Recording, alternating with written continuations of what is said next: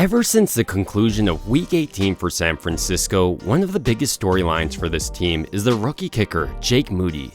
With the opportunity to win against the LA Rams, Moody missed a field goal and an extra point. Naturally, immediately after the game, many fans started to write off Moody as trash. But how much of a concern is Moody for the playoffs actually? To start off, San Francisco drafted Moody from Michigan, and he was one of the most prolific college kickers ever. He set a school record with 355 points. He also set the longest field goal record in Michigan's history with a 59-yard field goal. With San Francisco so far this year, Moody, despite the narrative, has remained a pretty solid kicker. For instance, during Week 1, Moody became the first rookie kicker since Justin Tucker to be at least 3-3 opening of the season. But that's not the only rookie record Moody holds. Moody also went on to set the longest successful field goal by a 49ers rookie kicker Week 2 against the LA Rams with a 57-yard field goal.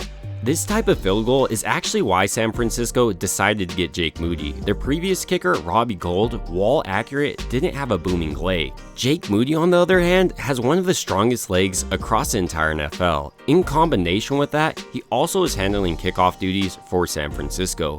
What this allows Mitch Wisnowski to do, their punter, is focus more on their punts. And every time he doesn't have to handle kickoff duties, it actually results in his net average being longer. This year, for instance, he has his longest net average of his entire career. In addition to that, before missing the PAT against the Rams in Week 18, Moody set the longest streak for extra points made since the attempt was moved to the 15-yard line.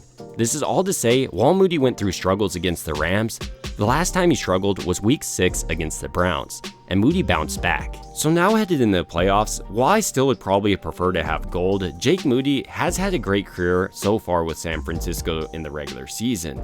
But the question becomes, what type of Jake Moody are we getting in the playoffs? Are we going to get the Moody who misses, or a more accurate Moody who just is good as gold? Ultimately, I do think Jake Moody will bounce back from his poor performance in this LA Rams game in a similar way he did earlier in the year with the Browns performance. But ultimately, these are just my thoughts, and I think people are being a little bit too harsh on Jake Moody. But I would like to hear your thoughts down below. It would also mean a ton to me if you liked and subscribed. And as always, I hope you guys have a great rest of your day.